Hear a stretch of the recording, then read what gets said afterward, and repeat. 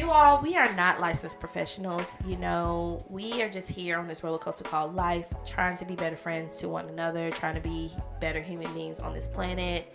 If you're tuning in, we are not opting out of therapy. We are not advocating that you listen to us and not see someone who is licensed and trained to help you with day-to-day life on how to cope and deal. So we advocate for therapy a lot here. We believe that everyone has something to talk to somebody about. So, just like to make that disclaimer that we're just here giving our opinions and having discussions week by week. And we're hoping that, you know, maybe you can find something useful, or if at least find a little humor in this terrible, terrible rock we call the world. In other words, if you listen to our advice and you get popped in the mouth, don't at us. Yeah, don't at me because you may get popped in the mouth again.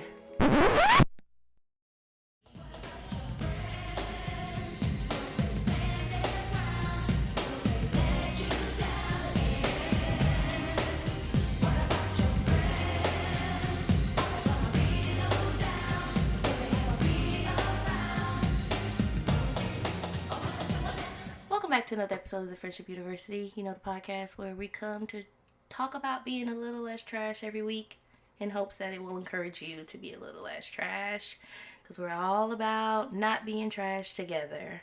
I'm joined for another week by my sophisticated fit on the journey to fit King Mickey. I'll take it. How you doing? 10 times better than our last episode. You were. So before we get into that, just if you listen to last week's episode, I probably sounded like I was like half asleep or dying. I was actively dying. Like literally, as soon as we started recording, my entire body was just like, I'm gonna shut down and just give up on you. But I've never. So just let people know, I had like a gas bubble or something like that, like stuck in my chest or something like that. I don't know how to really explain it. It was awful. I don't know. I've never really been bloated before. Like, I don't really know what that feeling is. First time I ever really felt it. And that's gotta say to the women out there, if that's what y'all deal with monthly, if that's even a fraction of what you deal with monthly, with like the bloating feeling from, you know, that time of the month, all I'm gonna say is women should be able to kill. That's all I'm gonna say. Y'all go through a lot. We should have a purge once a year. Once a year. Women should be allowed to kill, honestly, because y'all go through a lot between what men put you through, what your body puts you through, what society puts you through. Every year there should be a women purge where women can just murder. Like shots fired on every side.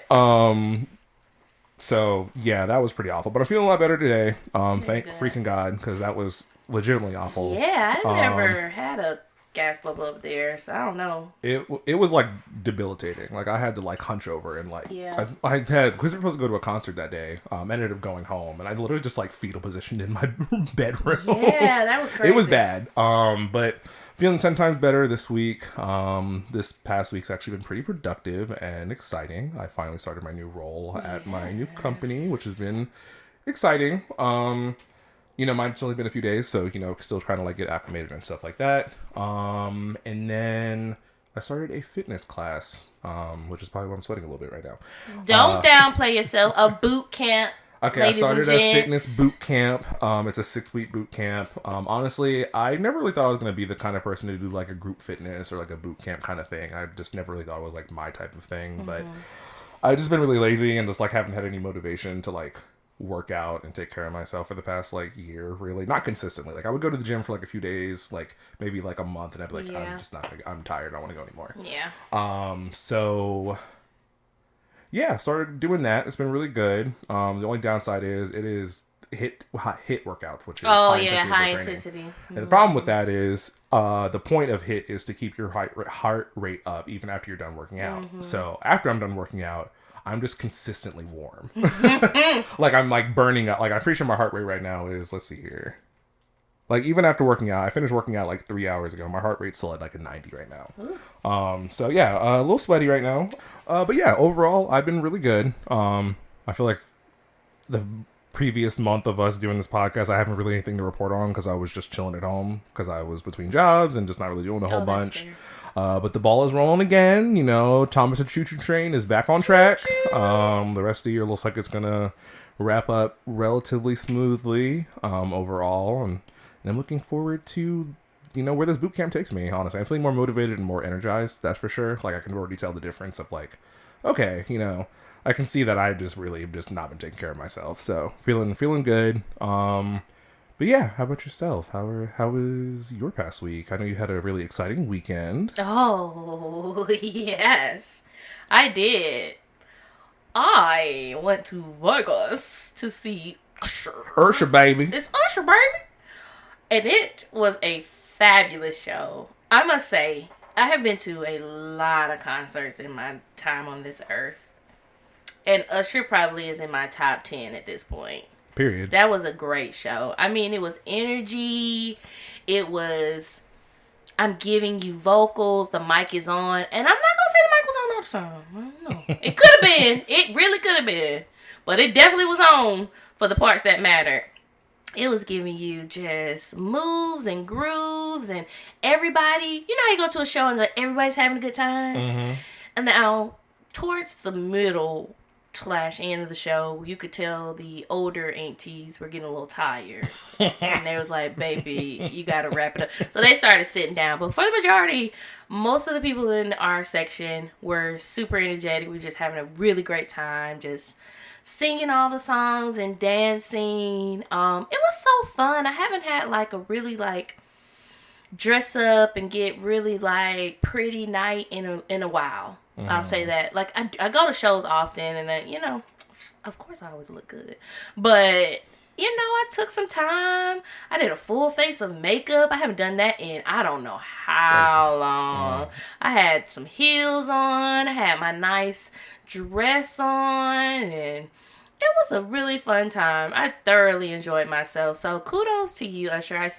I will say I am a little salty because that was supposed to be the last show on the tour. I feel some kind of way about going to the last show. I'm like, this is the last show. We're going to show out. And this mofo decided to add 15 more dates. Wait, it's a tour or is it a residency? I mean, not tour. It was supposed to be the last. It was supposed to be the last show of the residency. Okay, that's what I thought. I thought it was a residency. I'm saying tour now because now he's going to the UK. So he added 15 more dates in Vegas, and then he's going over to Europe to do dates over there. Right. And then he'll be doing the Super Bowl and everything. So I was like, you raggedy mofo gonna decide to add all these dates. But shout out to my providers of my tickets. Excellent seats.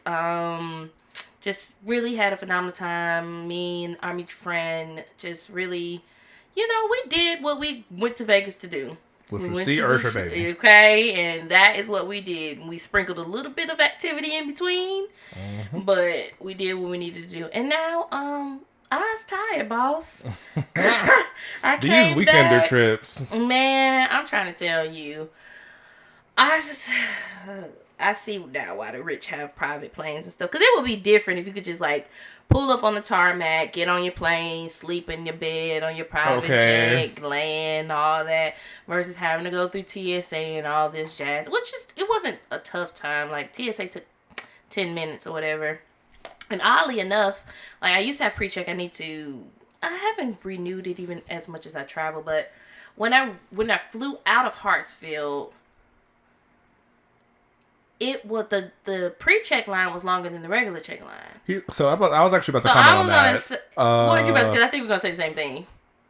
I think the introduction of like social media ruined that secret. Social media and the travel hack people. The travel hack, and everyone got TSA pre-check now. So here's the thing, and y'all may want to fight me after this. You can call me a capitalist, whatever you want.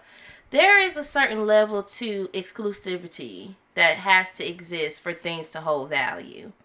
Because pre-check didn't used to be as accessible as it is now. And so now it's like, oh, I can do this. I can just bypass the line. So now everybody's doing it, and it's like, well, same thing. Might as well just you may as well just go to regular TSA. Yeah, like I said, I blame TikTok and all these social media travel hacks. They're ruining so many things, but that's another story for another day. So, I went through. Everything was fine. got back home safe and sound, so I'm grateful for that, and got straight away back to work. And yeah, and now we're here doing this show. I'm sad you had to miss the show we were supposed to be seeing last week. Well, that ended up being good. We ended up going to see Thundercat, and that was a pretty good show too. But yes, Usher, you did your thing. Shout out to you. Very good show. He is aging like fine wine. I'll just leave it at that. I mean, he has like the Pharrell Williams disease where he doesn't age. He aging backwards. I don't know, but he threw out Usher books, and I caught some. And we will be spending them. And we'll be spending them. Nearest I don't know. And I need Usher bodega. I don't know. How old is Usher now? Like 40 something? He gotta be 44 maybe? I googled it. He's 45. Yeah, 44, 45. You better work, Usher, baby. Yeah. 5'8". Sorry. Yeah, he's a short king. Good for you. I don't know. He was, 5'8" ain't that short. I mean, for a man. My mother is 5'8", so. Well, anyway. Yep. Well, maybe a good time. Welcome back. Welcome back. I'm excited to be go ahead back. and get rich so we can get on a private jet. Man, I can't keep we doing both this no gotta get leg room. rich. I can't keep doing this lack of leg room on planes. Okay, so that reminds me. Okay, so I was flying Comfort Plus, right? And the Comfort Plus seats is a little bit more room. And so, fine there. Excellent. On the way back, I was on a... So, this is something I guess I didn't realize. Maybe I've just never been on one of these Delta planes. But all Delta Comfort Plus seats are not created equal. Some of them are bigger than normal seats, but they're not as big as some of the ones I've been in. And I don't know if it's because my plane was... I don't even know if my plane was small. I don't think my plane was small. They were big, though. They were bigger than normal seats, right? So, everything was fine. Me, the black lady, got in on the end cap. I was at the window, sitting, just having a good time. And then the Hulk came down the aisle. When I tell you the biggest shoulders I've ever seen with the smallest legs came to sit in the middle of us. And I was like, okay. And it wasn't bad. We weren't cramped. I'm so glad I was in Comfort Plus because it would have been terrible if I would have been in a regular seat. But because his arms were so big, we were still kind of arm to arm. So I just let him have the middle ones. The two middle ones. Yeah, I was just like, you got it, bro. I'll lean over on the window and go to sleep like I was going to do anyway. But you are buff, but you also are skipping leg day. You need to stop. Tragic. But yeah, outside of that, everything was fine. Oh, actually, no. A lot of stuff happened on that flight. I was fine. I went straight to sleep like I normally do. Like you always do. Well, I woke up maybe I had an hour, some change left till we landed. So I was like, all right, I'll just stay up, maybe watch something, maybe play my Switch. And I had my earphones in. I was listening to a podcast. And I started to hear the pilot come on. And I was like, that's odd. We're not close to landing, so he shouldn't be making an announcement. So I took my earphone out. And then all of a sudden, all I heard was, so we won't be having to make an emergency stops, ladies and gentlemen. The guy who needed assistance is fine. He said it'll be okay. But we will have EMS on the tarmac waiting when we land. So just be patient with us when we land because we will need EMS to come onto the plane and get the gentleman on the gurney. And I was like, what did I miss while I was asleep? Somebody almost died? What? And I feel like that announcement sounded just like this. Thank you for joining me. It really was. It was like, oh, thank you. We will not be left to make an emergency landing today. But the young gentleman said he will be okay until we get to the plane. So please keep in your seats because we will need EMS to get onto the plane once we land. Also, please, again, stay patient. And thank you for flying with Delta. That's how the way if there was actually ever an emergency on a plane, no one would know what the fuck to do because they'd be like, that I don't under like the PA system on planes freaking suck. I don't know. It's crazy. So my flight was fine. I pray that young man or older. I couldn't tell what age he was because the EMS came on the plane so fast when we landed and got him off. So I'm not really sure what happened, but I hope he's okay and everything's fine with that. But yes, outside of that, I had a great weekend and everything's good. So here we are for another episode. So let's get into a little bit of what's been happening this past week. You wanna start? You want me to start? You had a little. Go ahead and kick us off. Had a little tea. Keith Lee.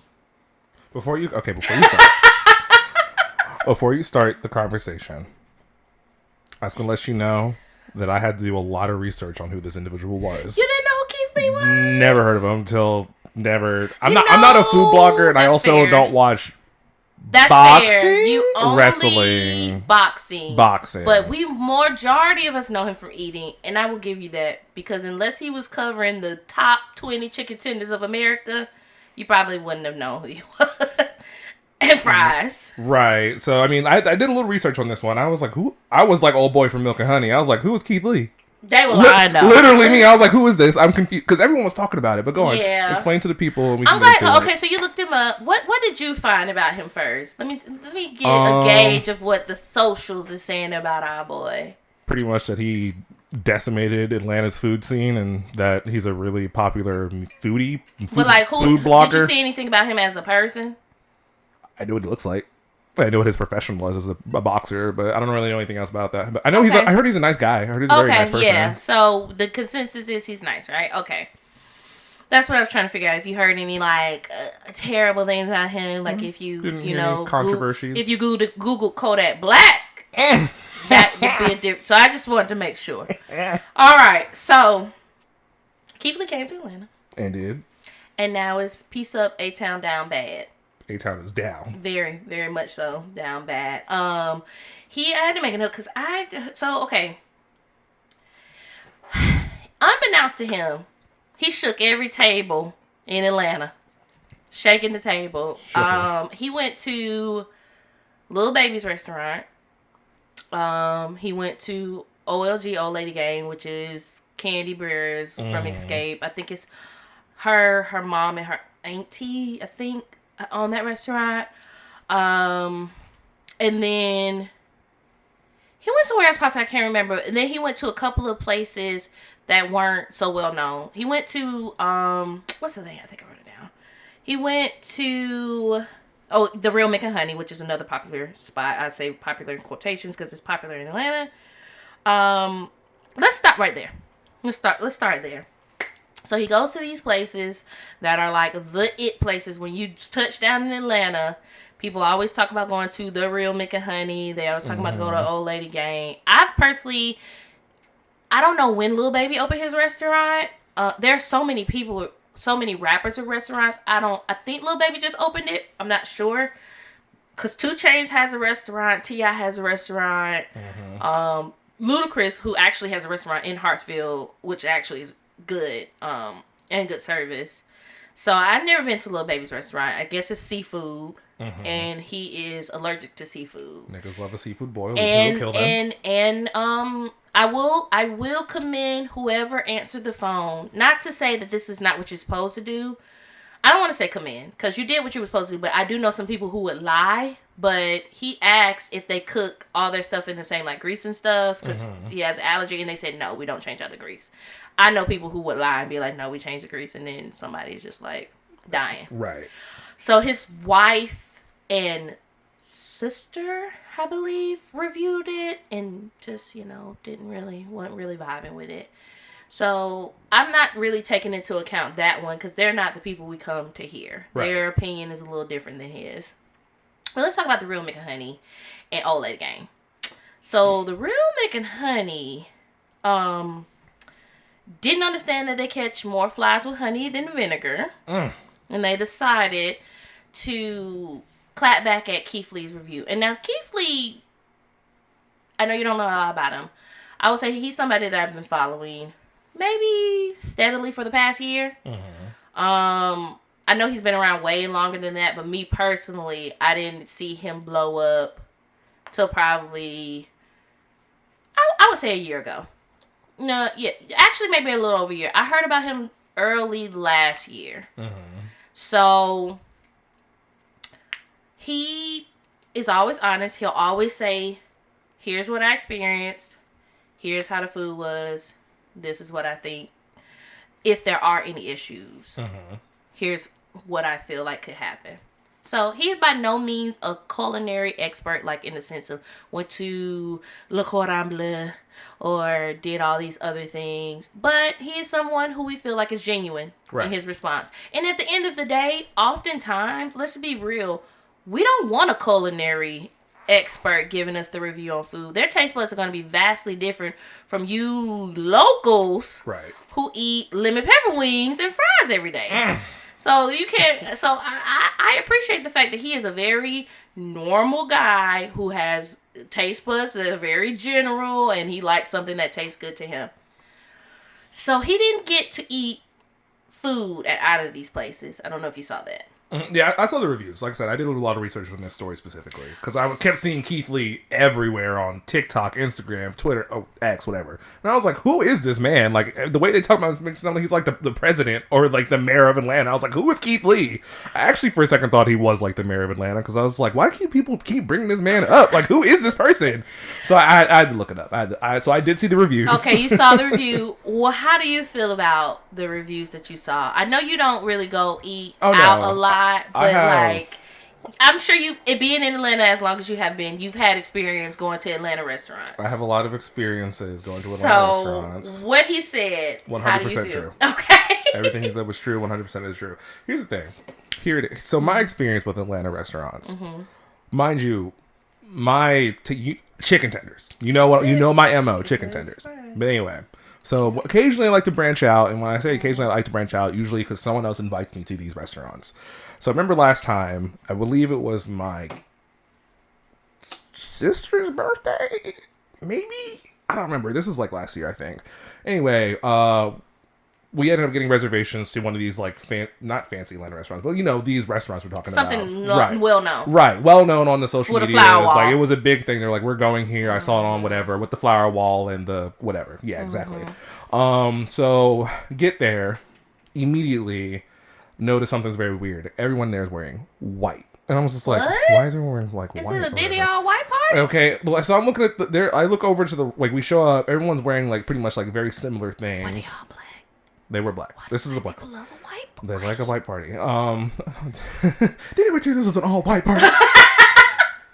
Anyway, get this jigaboo out of here. Get this jigaboo out of here. So show up. I noticed next to the door there's like a list of things you can and can't do. You must be in and out in like 2 hours. Wow. You must tip 20%. Wow. You must wear a button up. You have to wear light clothing. You have to blah blah blah. If you're doing hookah, that's $100. It was a whole bunch of shit.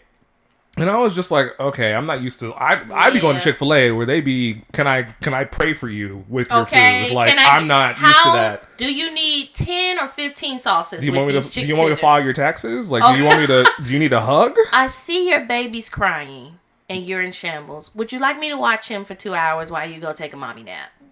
Exactly. Period. I'm pretty sure I went to Chick-fil-A. Old boy kissed me on my forehead and told me have a good day. So anyway, so I'm not used to this. I'm like, okay, this is whatever. Yeah, so we show up and you see all this list. Everyone's looking all immaculate. The restaurant looks good. So you figure the experience is gonna be just as good. No. Yep. Oh. Takes too long to get your food. The server gets your food wrong. This will get.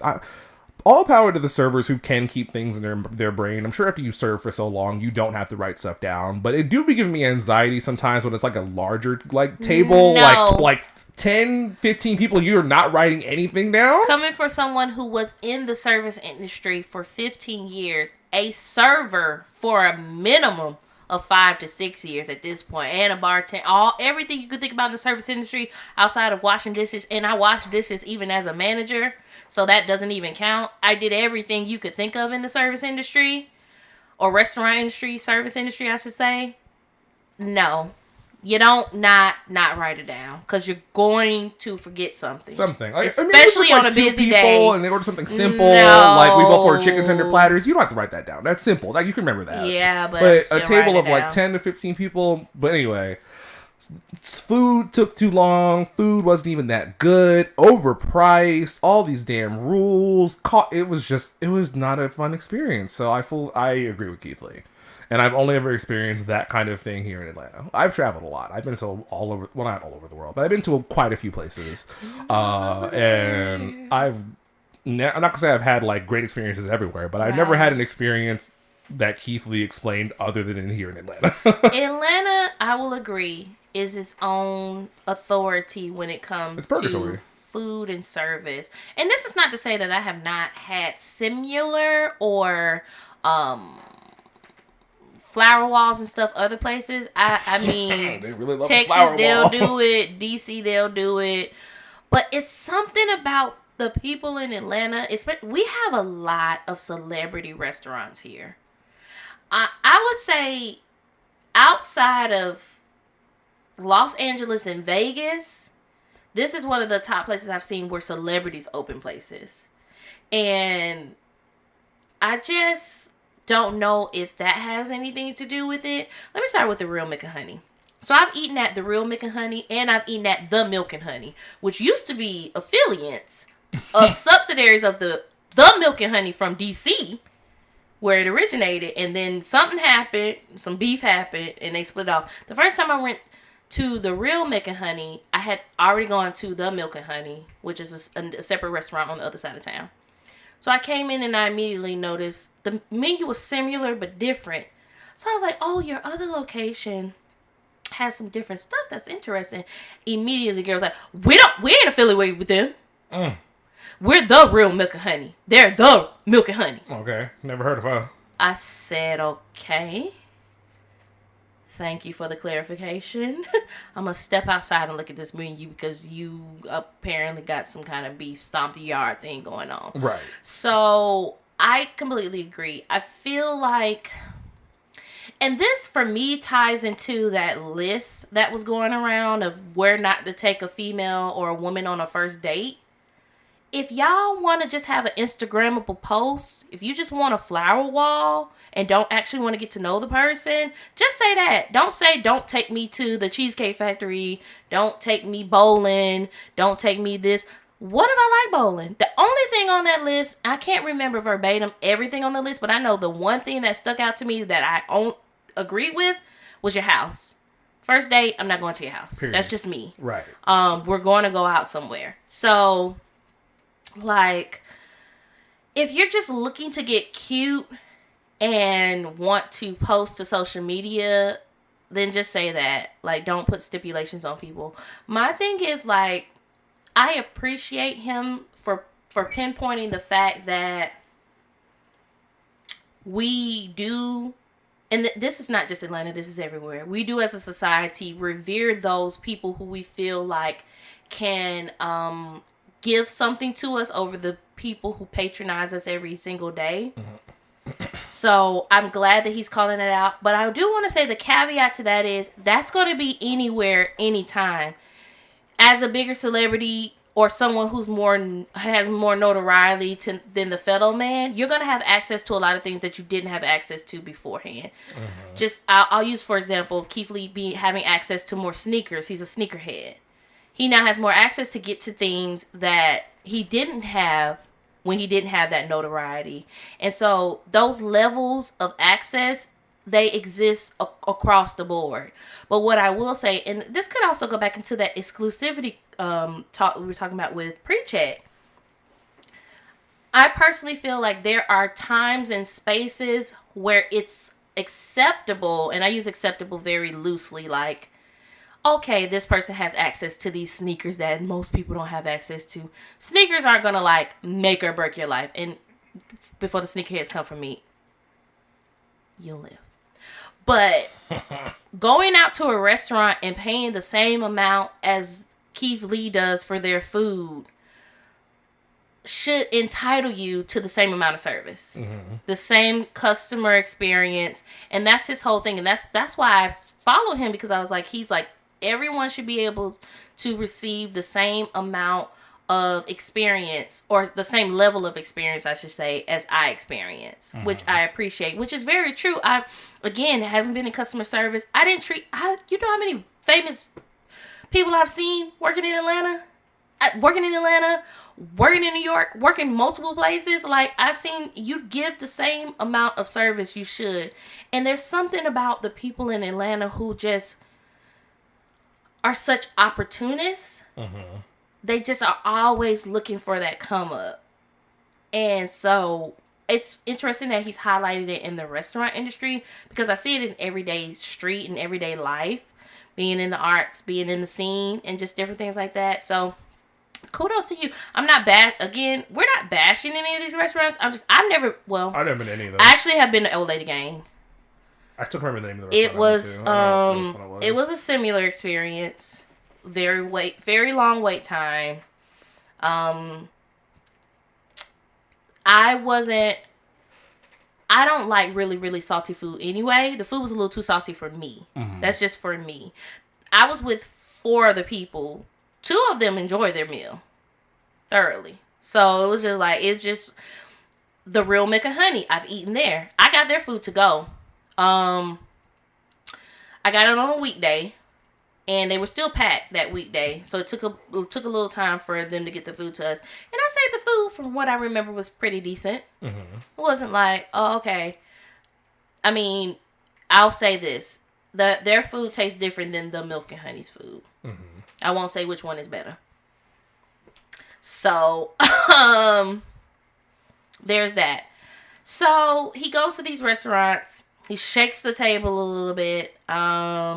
Which I'm thankful for, because even though it probably won't change anything, it still brought some type of attention to it, because people are just going to go back to doing the people are not going to stop going to Old Lady Gang. You didn't know who Keith Lee was. Like, there are just several people out in the world who are going to keep going to Old Lady Gang, who are going to keep going to these places, and I'm just hoping that this kind of like attention brought forth a realization that maybe we should take our service level a little bit more seriously. Because Candy responded too. And her response was vastly different than the Milk and Honey. I don't know. Did you see Candy's response? I saw that she did respond, but I didn't look at it. Okay, so Candy responded, and it was very diplomatic. I'll give her that. Mm-hmm. And Candy, that's a businesswoman, okay? That's one woman who ain't never going to be broke. And when I say broke, she ain't never going to not be rich, because she knows what she's doing in business. But she gave a response, and she pretty much, said, thank you for even considering to come eat with us. It's very unfortunate that you had this experience. And you're right. We should be more mindful of our wait times and stuff. But she was like, the truth of the matter is, our restaurant is very popular, and we get a lot of tourists that come in, especially on the weekends. And to not overwhelm our staff and our kitchen, we don't take to-go orders. Mm-hmm. Because we just feel like it would take away from the experience of the people who are actually coming into the restaurant to sit down and have that experience. So we don't want to have high wait times for the people waiting in the restaurant and high wait times for the people who are coming to pick their stuff up. So it was just a better option for us to just not allow to-go orders on the weekends, so that the people who really want to experience the in-person atmosphere of our restaurant have the opportunity to do that. Mm-hmm. Very simple, very diplomatic, right. You explained your point. You didn't bash him. You definitely could have said, you know what, F you and your opinion. You didn't get on you didn't get on TikTok trying to act like you didn't know who someone was when you tried to give them notoriety when they walked in the door. Oh boy, really said, who's Keith Lee? The one that you tried to see and get the to-go order. That's who. Like, I had a reason not to know who Keith Lee was. You should have known who he was. You knew exactly who it was, or you wouldn't have responded. So that's my thing. He went to some other restaurants that are outside of Atlanta, right? So he went to the Dining Experience, which I also have actually been to. It's a little bit ways away from Atlanta. And I'll say this, and this could be because I don't know how to explain it, but I remembered the restaurant and I remembered the food, but I only remembered it when I saw exactly where he was, because I was like, oh, I sat out there on one Sunday, because I remember going out there with our mutual friend one Sunday, and we sat out there, and from what I remember the customer service was pretty decent. It wasn't a long wait time. I think the food was really good. I think the only thing that stopped us from going back was the location, because it was so far from our house. Mm-hmm. And as much as I do like to enjoy new cuisine or try new places, I don't like to travel far for them. That's just me. Not unless I'm like in another city. Right. In my own city, I have the places that I eat when I do eat out, because I do cook at home a lot. And then he went to another place. I don't know the real name. I think it's called the Bodega something. I couldn't look it up. Mm-hmm. And then he went to another Jamaican spot, and I think that was called Juicy Jerk. I'd never been there, but y'all will see me. For sure. Because he said that food was the same. So thank you to Keith Lee for doing the Lord's work. And calling people in. Together, get Atlanta together, because I no offense to Atlanta, I think Keith Lee, I don't know if you remember a while ago, people were having the conversation of calling people in versus calling people out. Mm-hmm. I think Keith Lee is a caller-inner. I think he's someone who's really good about calling someone in and just saying like, hey, I'm using my platform to make it known that whatever you're doing may or may not be okay. And here are some tips to help you. And I say that because there is footage that has come out of him, not just in Atlanta, but some other places, of him talking to the restaurant owners, talking to the staff, talking to people about his experience, about what's going on, whether be it good or bad, mm-hmm. and like letting them know like, hey, this or this is not okay. He doesn't just like go in at like he's nobody, or just send his friends in that you don't know who they are, right. And then go online and bash you. He like makes an effort to talk to the people, right? So I think that's pretty decent. So kudos to you, and good luck to all of the Atlanta restaurants. Good luck to this city, truly. We built this city. Where is Lance Bottoms when you need to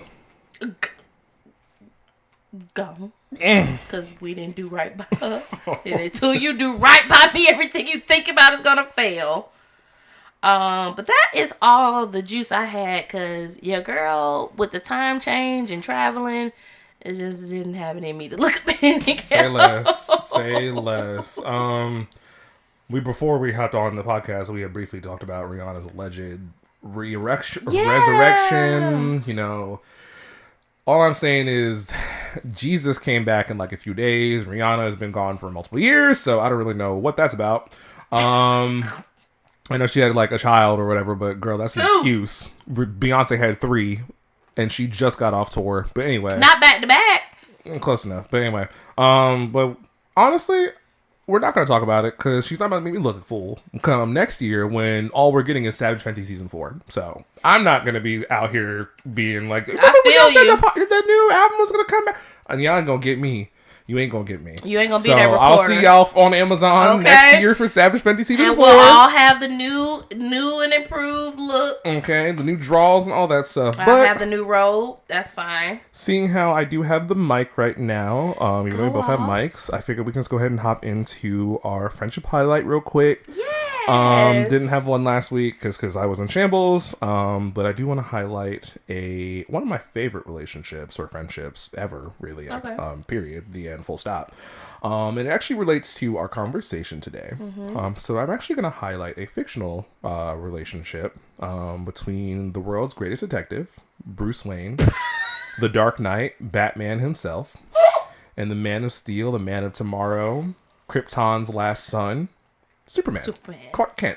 Interesting. Okay, let's see. So, Superman and Batman initially met in Superman number 76, which was published in 1952, which was...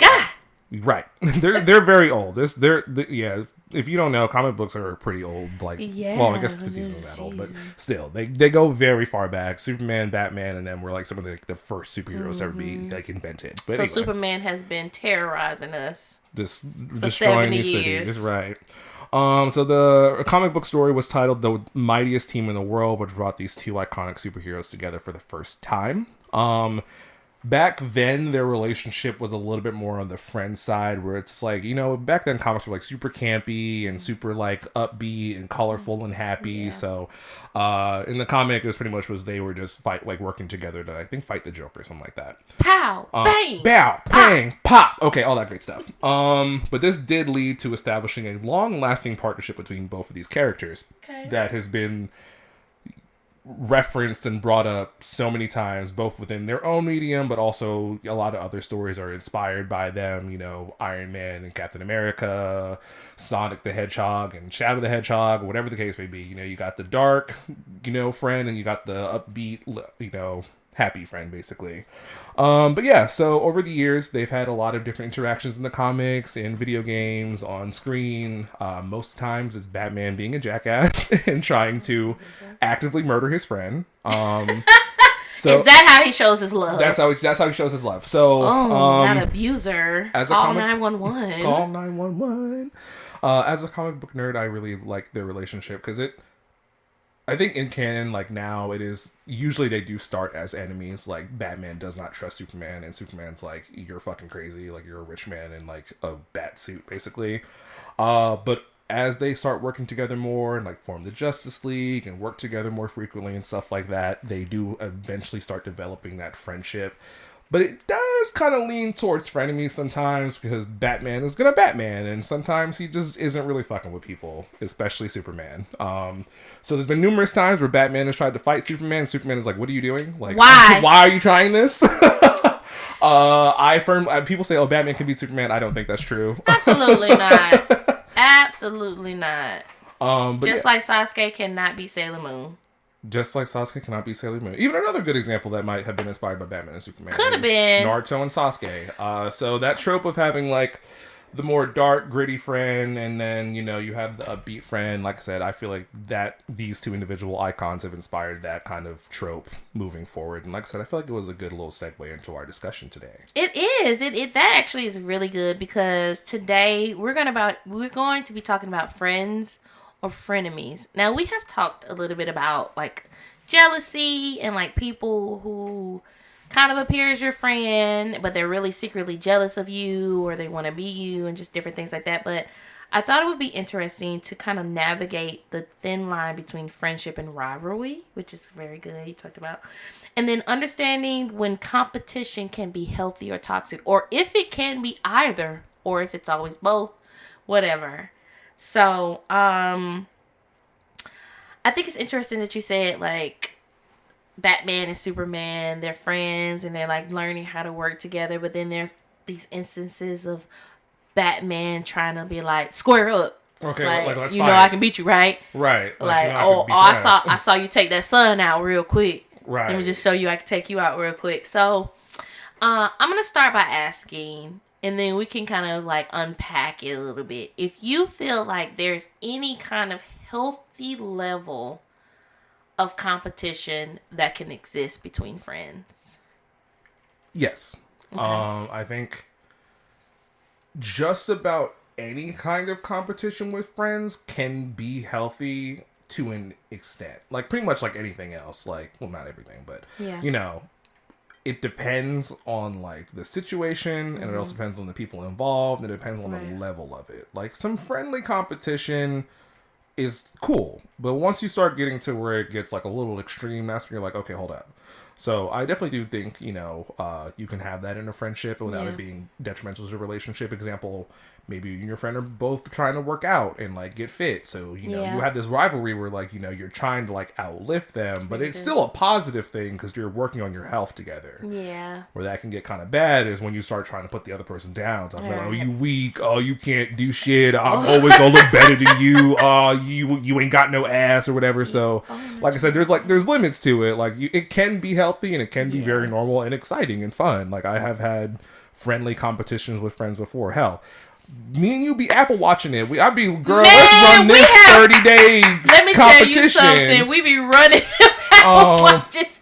And be like, Malik, let me tell you, the first time we did our Apple Watch competition, and I think I missed, I don't know what happened. Something happened to keep me from my daily run. We had maybe like 2 weeks into the 30 days. I get a text at like 10:30. Girl, where you at? Okay, my rings are closed, girl. Where you at? Girl, what you doing? Okay. So I definitely think it can be healthy, especially in situations like that where you're trying to better yourselves. You're both moving towards like the same goal, but it's kind of fun to make it like a more of like a competition-ish kind of thing. But again, there's levels to it, because like I texted you, like, girl, where you at? I could text you and be like, girl, you ain't shit. You ain't ever gonna be shit. Your mama ain't shit. Your daddy ain't shit. Okay? See, this is why I knew you would never be able to beat me in this competition. Some nice trash talk. I would say, I think you bring up a good point in the kind of like friendly competitions where the term competition for me fits right? So like the fitness challenges and even like playing sports and different things like that. Because I can remember like back in the day, there was one time I had to play my cousin in a tennis match. We were at nationals, and I considered my cousin a sister at the time. Like, we were really, really, really close. We spent a lot of time together. As you know, my siblings are quite older than me, and at that time, they weren't trying to have anything to do with a teenager. And so I was like, man, but I had to like talk myself, and I remember feeling bad for winning and going on, but she was like, you had to do what you had to do. It's a game. Like, at the end of the day, I love you, and we are who we are, and just all these different things. So I also remember times where I had to play friends in high school or in college in certain things, and maybe we weren't on good terms, and that fueled them to try to like take me out. But I do think it's important to think about the context in which where competition comes into play, because for me, I feel like there are thin lines between competition, inspiration, and motivation. So, just like we talked about in the jealousy, like there's a thin line between feeling like I want to get to that level and feeling like I deserve that and I don't want you to have it. So there's a difference between that for me. So just divulging a little bit, I'm just a nerd, so I looked up some definitions. We have 3 definitions. So we have competition, which has 2 categories. So competition can be the act or process of competing, which is to be in a state of rivalry. Or second, active demand by 2 or more organisms or kinds of organisms for some environmental resource in short supply, which is very interesting. I thought that was, because if you've ever seen like Animal Planet where two animals are fighting for the same like carcass or something. They use the word competing. Yeah, that's competing. I looked up inspiration, which is the process of being mentally stimulated to do or feel something, especially to do something creative. And then I also saw that this spoke to me. The second definition of inspiration is the drawing in of breath, inhalation, meaning if someone inspires you, is really giving you breath of life. And then the third term I looked up was motivate, which is to stimulate interest in or enthusiasm for doing something. And so I looked these definitions up because when I thought about this topic, and I was like, the first words that came to my mind were inspire, motivate. And so I was like, let me look up the differences between all these terms with competition, inspiration, and all that.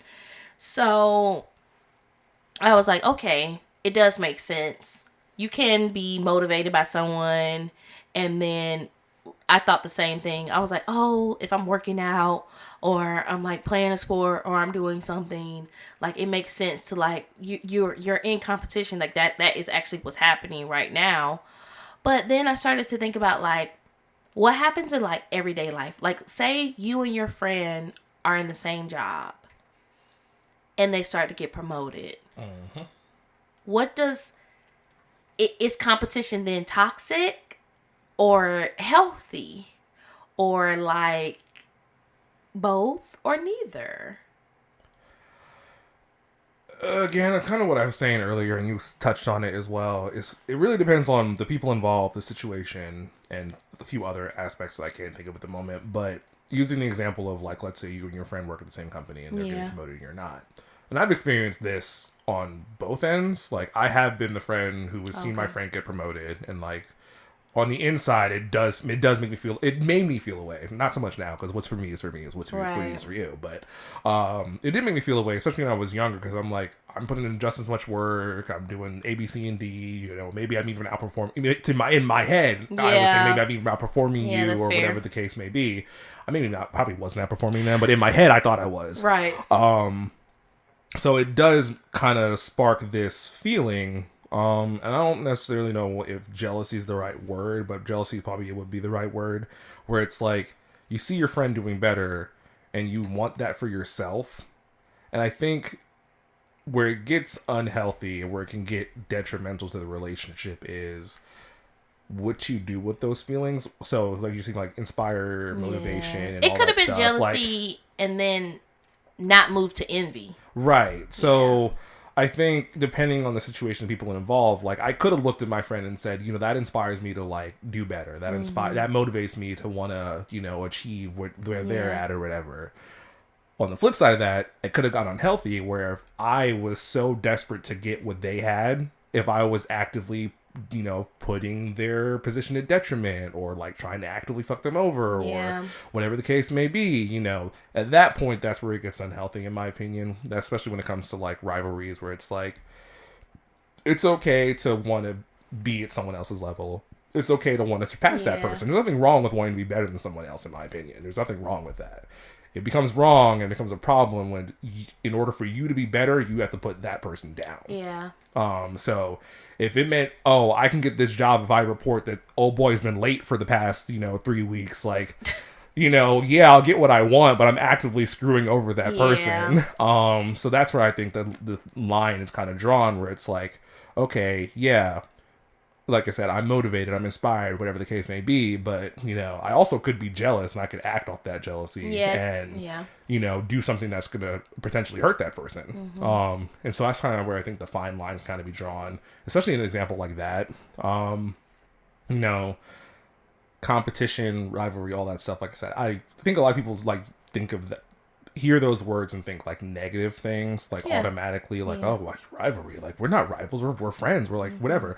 You can be rivals with your friends, nothing wrong with that. I mean, there's plenty of like examples in media where that's, you know, a thing. Goku and Vegeta, you know, they're rivals. They push each other to be better all the time and get stronger and achieve new levels. But they really be beefing. Okay, they beefing. They ain't really. They're not really confiding their secrets in one another. They've come a long way, admittedly. Actually, one of my favorite like tropes in media is the rivalry to friendship trope. So Superman, Batman, Sasuke, Naruto, but Vegeta, you start Goku. to learn everybody's backstory. Which sidebar?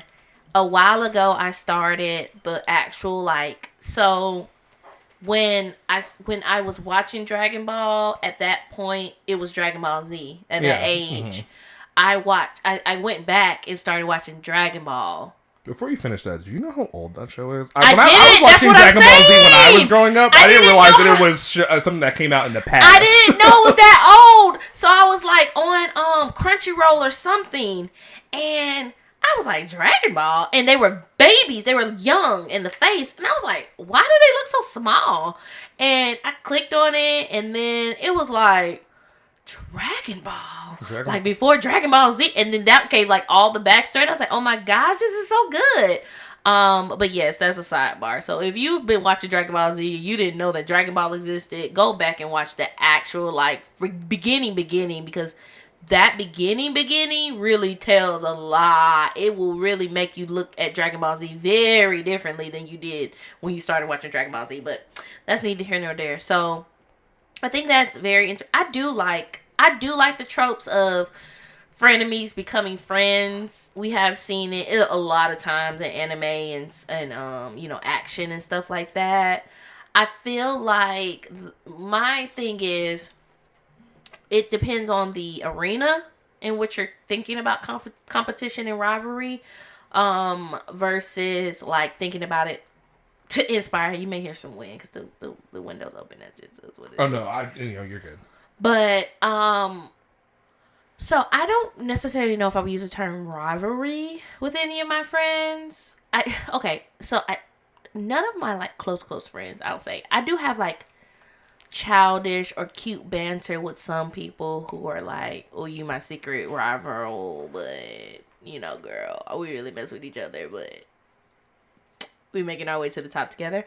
But I think competition can be healthy in certain settings, for sure. Like you said, when you're in sports, when you're in like competition where things make sense. I think it's very important to understand that things change from inspiration and motivation when you start looking from your inward to your outward. Mm-hmm. That's where it starts becoming competition. Because it's like, I can see somebody who I care about or a friend doing something, And I'm like, that's so awesome. And I can be happy for them while still evaluating myself and where I am and what's going on in my life. And be like, man, I feel like I can do that too. And so I start looking inward what I have to do to myself versus within competition and especially rivalry. There is a book called The Art of War that I've read, and you study your opponent and you like study who they are and their next move, and you play a lot of like, for lack of better terms, chess, not checkers. Like you're just like, okay, I know this person's going to do this, so I'm going to play the opposition versus the defense in this realm. So I do a lot of like self-reflection when it comes to that. I feel like maybe when I was younger, there could have been like competition that was happening. I do feel like I did have a friend. I had a very actually long-standing friend that I didn't realize until later on in life was in competition with me. Mm-hmm. Like there were things that I would do. I would work at a company. They would immediately try to get a job there. And then if they didn't, they would be like, I don't understand. Or if I like went somewhere on vacation, they would immediately try to like go there. Right. Or, you know what I'm saying, if I change up my style, it would just be like all these small details that you just really don't pay attention to, especially when you're like very young and naive. And now I look back and I'm like, that person was in secret competition with me. Mm-hmm. That's kind of crazy. Which I'll say, I'm happy that you said that the differentiator. Sure, totally. Anyway, I'm happy you expressed where it kind of comes from like inward, comes from inside outward, where like I think people who fall into that bubble of like wanting to compete, because I don't think they realize they're doing it most times. Like I think it's something where it comes from a place of inadequacy, where you like they're probably examining you and looking at you, and you're like, they haven't done anything special per se. They didn't do A, B, C, and D. Like I can do those same things. Like I can do it better. Blah blah blah. Where it's like natural to maybe want to compete with someone because you want to prove to yourself that you are at that level too, and because you look at your friend and you're like, okay, or your close friend, your family member, whatever, and you're like, what makes them so special? What makes them so whatever the hell? Why not me? Where I do believe that does come from a place of inadequacy. I've had people. I've been on the flip side of that, where like I've achieved something or I've done something, and I can tell that someone may not be fully happy for me, or like they're kind of happy, but they're kind of like they feel bad to an extent about themselves a little bit. That's why I sometimes struggle to talk about the things that I achieve or the things I'm excited for, because I never want to come across that like I'm gloating, and I never want to make anyone feel bad about themselves. See, but there's nothing that you can do to make them feel bad. There's nothing you can do to make them feel about themselves what they already feel. Right. Exactly. That's what I'm saying. That's why I'm agreeing. It definitely comes from a place from inward, where, and also I'm just gonna put a little tangent in here. Never dim your light for anybody, people. Absolutely. Period. The end. Full stop. I know I said a few minutes ago, but never. That's something I've been trying to learn, is like not dimming my light. Like a diamond. We're not getting no album. But here the girl. Back sitting no girl. We need you. Okay. Drake about to surpass Michael Jackson. We need somebody worthy. What? Drake is about to surpass Michael Jackson and with what? the most #1 hits. Oh. On the charts. I'm just counting money for fun. I like zesty Drake. Side note, I don't think I've ever heard Drake talk as like just a person before. I've only heard him rap. He has a very nice voice, but anyway. Yeah. I kind of want to. Well, I don't know what voice you heard, because he got several voices. Fair. It was some interview, and I was just like, huh. Interesting. Am I attracted to Drake? Go on. Anyway. Combination. But yeah, definitely. As far as like the feeling that you have to compete, and again, I don't even think people who are trying to compete realize that they're doing the competing. You might ask them like, competing? I'm not competing with anybody. Meanwhile, you out here, doing whatever you can to get to where I am, or whatever the case may be. And that's again where that fine line kind of be drawn. Where like, yeah, you can feel a certain way. You can feel like maybe I don't deserve it, or that you deserve it more than I do. The reality is that I have it and you don't. Mm-hmm. So what are you going to do about it? Are you going to work on yourself to get there and do what you need to do to put in the work to get there? Or are you going to try to put me down, or try to, circumvent my achievements, or traumatize them, jeopardize them, whatever the case may be. That's where, like I said, that fine line kind of be drawn for sure. And again, speaking from my own experience on the flip side of it, like I said, I've had experiences where like I felt inadequate in comparison to someone. Like I remember vividly, I worked at a company with one of my friends. It's the exact thing you said. They were getting promoted, but in my head, we were doing the same amount of work. In my head, I thought I was doing better. I was like, I show up on time. I put in my 100%, A, B, C, and D. What I didn't see, because I was so blinded with what I cared about and what I wanted for myself, I wasn't seeing what they were doing. They were putting in that work. They were doing what they needed to do to get to where they wanted to go. In my head, I wasn't seeing that. In my head, I was like, they ain't doing shit. I'm the one who deserves it. I'm the one who should have it. But I didn't act on those feelings. You know, I felt inadequate on the inside, of course. And over some, I think, actually, to be honest, the situation never had a chance to really develop because I ended up leaving the company. But anyway, and I've also been on the flip side of that, where like I got a promotion. You're the one who's I've had a friend. I remember this vividly. Worked at the same company. They got me the job at the company, so they referred me. I ended up becoming their manager, and they were saltine crackle about that. They were talking to the boss. How are you going to promote the person I referred? That's envy. Why are you doing that? Like, I've been here longer. Why would you promote him over me? I'm the one who referred him. Like, and I didn't, like, I was very confused. I was just like, okay, like, to an extent, I can see where you're coming from, because I probably would have felt the same way. Like, I referred you. Like, what do you mean you're my manager now? Like, I'm the one who brought you here. Right. But it also just boils down to, like I said a few moments ago, what's for you is for you. Like, and nobody's going to stand in the way of that. No, period. Nothing's going to stand in the way of that. So, like, I think it's natural for humans to, like, see something that someone else has and they want it. I don't know if there's a scientific explanation for that. Oh, the sandbox theory. It's not scientific per se, but it's called the sandbox theory, where you're in the sandbox and you playing with a toy. You put the toy down. Somebody else starts playing with the toy. Now you want the toy back. And it's like, but there are several toys all around the sandbox that you can be playing with. And it's like, but no, that's my toy. And it's like, no, you put it down. You are no longer playing with it. And then, yeah. But in regards to this topic, I would say for those who are on the...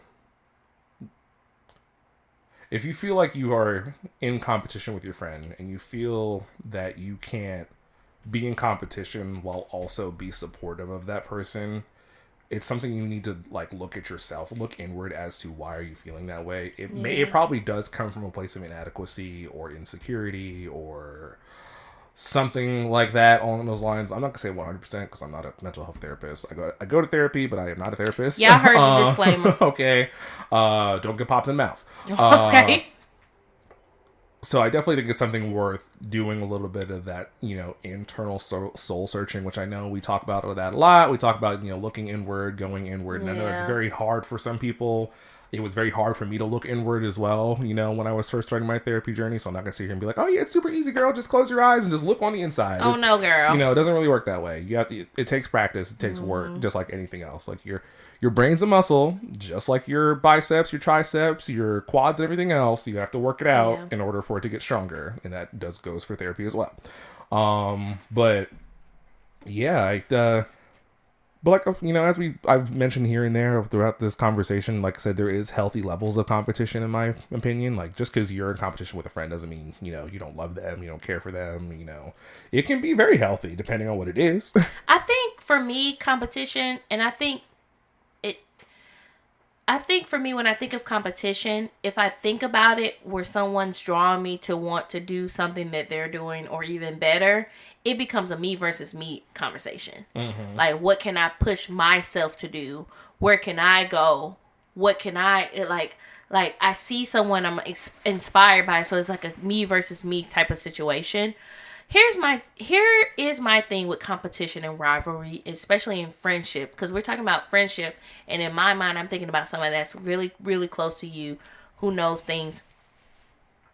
When someone starts to use personal thought about you to either explain or understand or even hinder where you're going in life, that's a problem. And so for a lot of times in competition, you use people's weaknesses, right? Mm-hmm. You're like, all right, let's say you're playing tennis.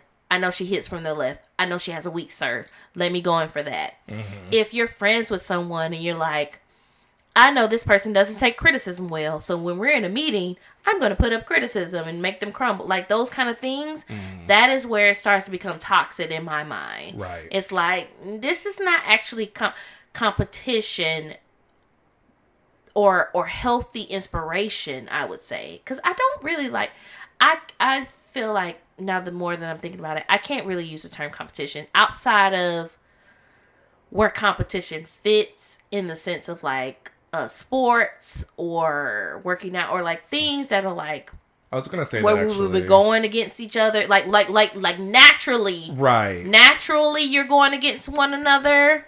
Like to me, a competition is more like it's a there's natural only one sequence. prize. Yes, like there's limited resources that can exactly. be given, and only one of you could have. That's it, really. what I'm thinking. That is exactly what I'm thinking. I'm so glad you brought that up. That's exactly what I'm thinking.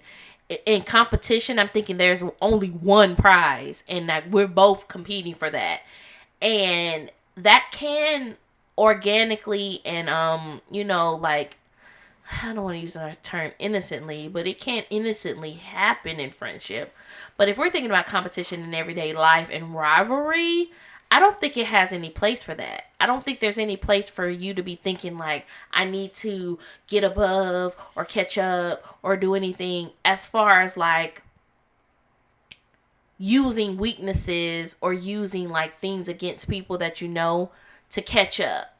So, because your friends and the people around you, the ones who you say are the closest to you, they know your weaknesses. They know all these things that they can use against you. And I think that it's very unfair and cowardice in the sense to use what you know about people who have confided in you about things to get ahead or to draw them back because you're afraid or even jealous of where they're going. I think that's very like low vibrational.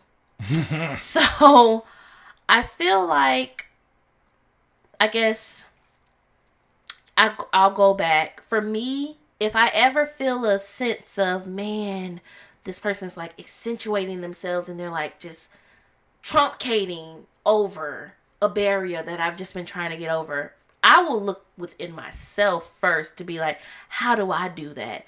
I'll look at them and be like, oh, well, this person did XYZ. How do I do XYZ with this person? So I guess the question was, can it be healthy or toxic? And I think we hit on it in the beginning. It depends on the setting. The situation. The situation. If it's a situation that actually calls for only one prize being met, then yes, competition can be healthy in friendship. If it's a situation where both of you all can meet the prize, ain't nobody stopping nobody. Is nobody pulling up the ladder behind them. We go together. Which I'm actually happy you said that just now, because I was thinking about it while you were talking. Because I feel like this entire time I've been talking down on the person who might feel like they're behind the other person or like lower than the other person. On the flip side of that, and it's something I experience currently as someone who's trying to get into music. If you are at a certain level and your friend, your loved one, whatever, someone nearby is asking for assistance, not so much a handout, they're not asking you to do it for them, whatever the case may be. If someone's just asking, like, hey, I just need some help. Like, how did you do it? Can I get some advice? Can I get some pointers? Can you point me in the right direction? Can you point me in the right resources? And your response to that is to gatekeep those things. You're just as snaky as that person. Absolutely. Well, not that person specifically, but you're just as snaky as someone who would probably try to put your success or whatever the case may be at detriment, because you're also by extension of being like, oh no, I don't have time to really help you learn, or oh, I just googled resources, or you're not willing to offer that helping hand. And again, I'm not saying like offer to do the work for them, I'm not saying to like take on all of it for you or for them, whatever the case may be, but if you care about this person, you should want to see them successful and happy or whatever the case may be. Like, what is it really going to hurt you to tell them how you got here? Like, it's not really going to take away from your success unless you're threatened by them unless you feel threatened by them becoming successful. Now, gatekeeping, I'm glad you brought that, because gatekeeping is another form of competition, I feel like. Right, just the flip side of it. Where like, I'm above you now and I want to stay above you. Down. That's actually a really good point. Oh, man. like I said, I experienced that quite a bit. Like I'll ask, gatekeeping. well, this is not so much now, but in the past, I'll be like, "Oh, how did you get gigs?" or "How do you learn how to start producing?" or blah blah blah blah blah. And some people are really happy to help. They're like, "Oh, you're interested in what I'm interested in? Like, I'm happy to show you." Other people are like, "Oh, I don't have time," or they'll find any excuse, any reason to not help you. Yeah, the gatekeeping conversation is kind of vast though, because some people, it's not just competition or rivalry. It's just like. It's a feeling of self-entitlement. Like I had to work here. Like the people who didn't want people to get their student loans paid for. I paid for my gutter rats is what those people are. Gutterslugs. Well, you heard it first, ladies and gentlemen. Pull up your tables to Ratatouille's restaurant. You are le gutter. Gutter hoes. That's what you are. People who pull up the ladder. Listen, don't do that. That should be pissing me off. Like it's really giving. I feel insecure about holding my spot. Right. Like, are you afraid? Like, what happens if I get here? Are you going to be forgotten? Like, what? I'm confused. Or it's giving. I had to do some incriminous things to get to the top.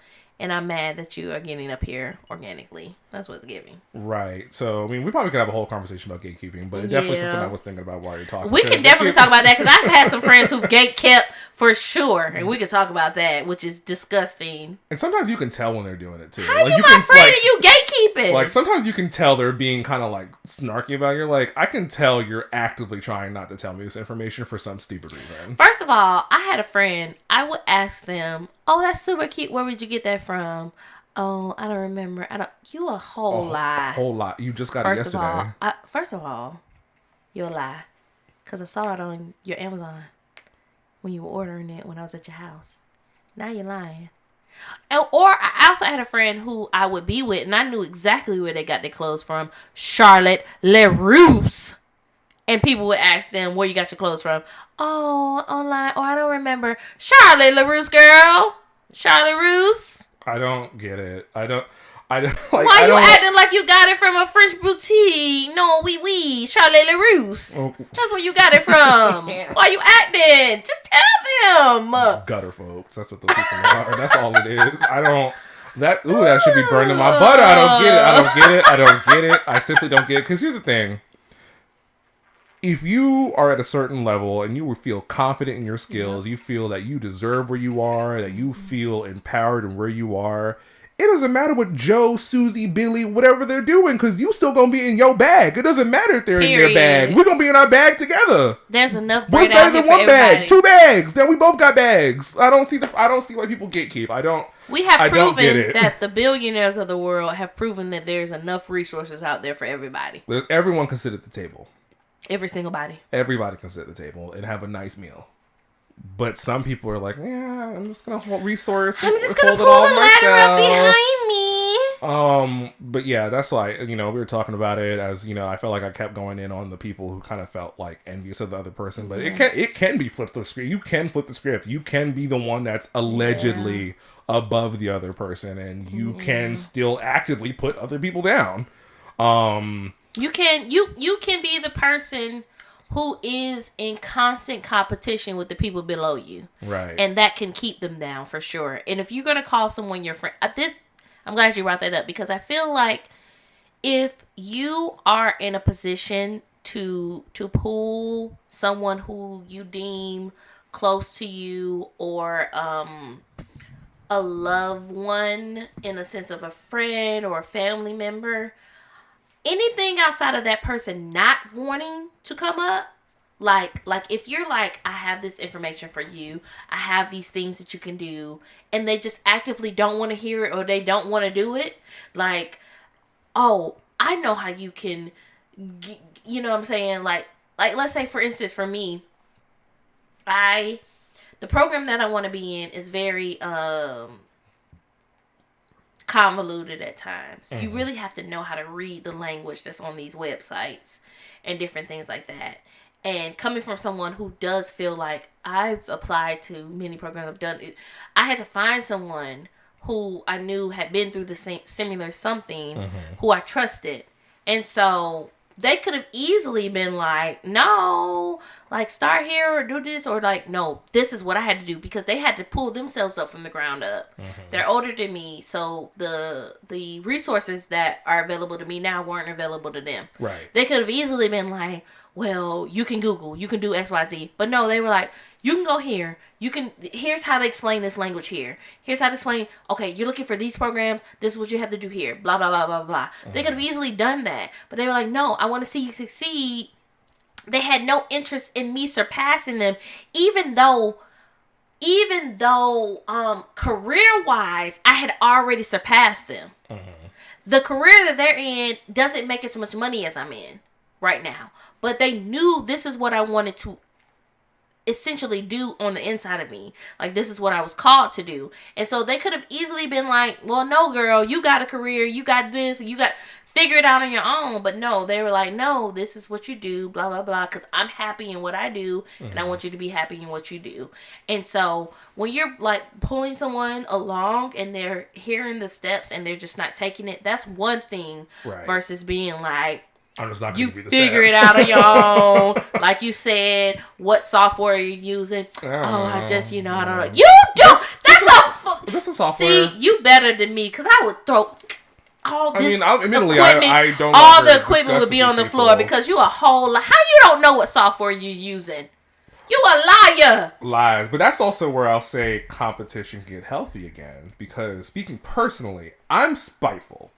You don't want to share with me, that's fine. Watch me get to your level and surpass you without you. You ain't friends no more, though. True. Now we ain't friends no more. But I'm spiteful. You ain't gonna help me, that's fine. Watch me get where you are, surpass you without a lick of your assistance. Don't try to be my friend after I surpass you. Period. Don't come back knocking. Don't circle the block. Don't do nothing. Okay? Block closure. Road closed. Okay. I moved. One-way street. Okay. Both ways. Quarantine. whatever you want to say. But yeah, and I'm also happy you talked about the difference between like helping someone versus doing it for them. Exactly. I have fell into the trap of doing things for people, and I realized at the point I'm not doing them a service.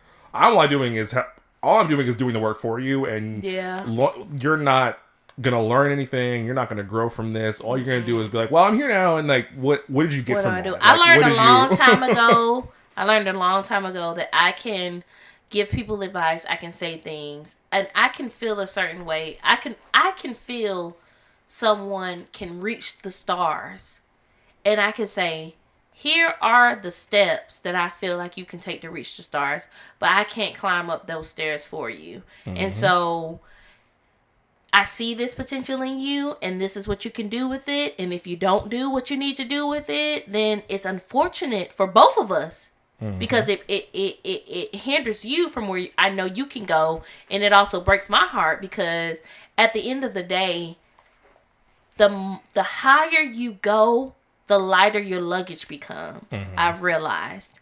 And so if you keep extending and people are not extending next to you, the bubble's gonna drop and they're just gonna get left behind. Unfortunately. Not the wind giving me. Jesus said, all right, girl. Okay, girl. That's just a second away. He giving me the sign off for that. So yeah, I definitely think that competition has its purpose where the term competition makes sense. And you really need to understand that, because I know some people who just don't even want to like play games or anything with their friends. And yeah, competition makes sense there, girl. But not in the boardroom, not in personal life. If you see people using your personal strife, the things you've told them against you, right, it's just not healthy. It's giving frenemy. Gutterslug. We're going to use that. It's giving nematode. That's actually, no, that gives nematodes bad names. I like nematodes. It's giving Gutterslug. I like that. So, okay. Final thoughts for friendship and rivalry. As we discussed a few times, as we said, I think there is a time and a place for that sort of dynamic in a friendship. Take Batman and Superman. Batman and Superman, for example. They both fight crime. They're saving the world. Sometimes Batman wants to spin the block and beat his ass down. Okay. But I just need to see if I still got it. But can you fight? But can you beat me up? Can you fight me, though? Okay, but you beat up the local weed man. Can you fight me, though? Can you fight me, though? So I definitely think there is a healthy way in which you can incorporate competition into your friendships and whatnot. But I would actually encourage our listeners now or in the future or whatever to actually lean more towards inspiration and motivation more than competition itself. Inspiration, I feel like, can probably take you a lot further, and same thing with motivation, probably take you a lot further than competition, because as you get older, honestly, competing becomes less of a thing. Like, when you're younger, maybe that's a thing, but when you get older, I'm trying to pay my bills, I'm trying to make sure I don't die, and I'm trying to make sure I have food in my stomach. I don't have time to compete right now, okay? I don't have energy to be worrying about what you doing over there in your house, who you doing it with, or whatever the case may be. Like, you do you, I'm gonna do me. Okay. Like I said, I think with age, actually... No, some older niggas is very competitive. There are some older. It's just your maturity level. Right. You're just like, as you mature, you going to your own level. You're right. You know, like I said, what's for you is for you. What's meant for you will find its way to you. Of course, you got to put in the work. Don't just sit here and sit on your couch idly and be like, well, everything I want's just gonna show up at my front door. That's not how it works. You do have to go out there and put in the work. But over time, it will come to you. You know. Be there for your friends, help inspire them, help motivate them, push them to be the best version of themselves that they possibly can be. And ultimately, just be a fucking good person, really. It's really not that hard, I feel like. Like, if you care about these people so much and you love them so much and you want them to be happy, there should be no reason for you to pull the ladder behind you. There should be no reason for you to put them down. There should be no reason for you to jeopardize their success or their relationship or whatever the case may be. Also, speaking of gutter slugs, people who be trying to, ruin your relationship because they single, slug gutter. You plus gutter equals slug gutter. Gutter slugs. You heard it. But anyway, yeah. So like I said, competition, rivalry, frenemy situations, they do play a role somewhere. Obviously, media has decided to harp on that trope in all kinds of different things. But again, I wouldn't encourage everyone to go towards a more healthy version of that, which can be motivation, inspiration. We're not superheroes. Right, exactly. You're not Naruto and Sasuke. You are not Goku and Vegeta. You were not. Thank Batman the Lord you're not, because those stories are actually quite sad when you start getting to the backstory of those. How about you? I would like to say, first of all, that we will have a conversation about friends who try to end relationships eventually, because we've all been there.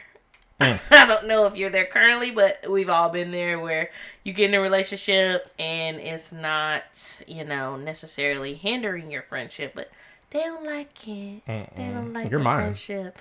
You're mine, and it's like, oh, no. I'm actually a single agent. So, I agree.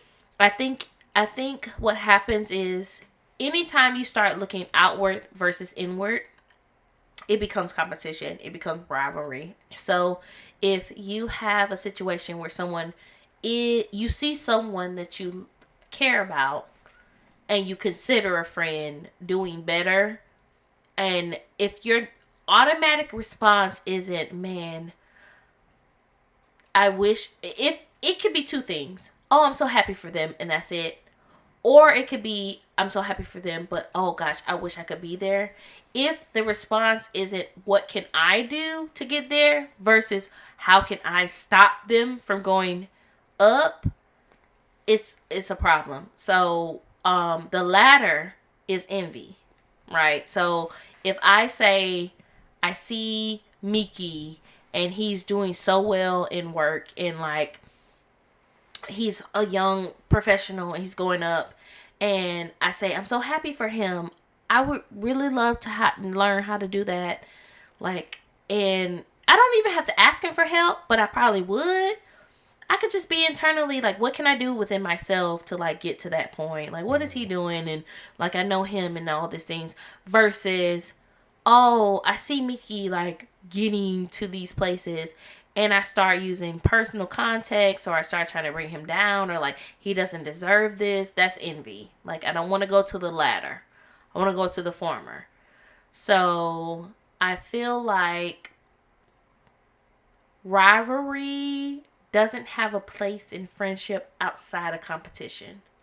If it's a situation, if it is a medium where competition is established, then that makes sense.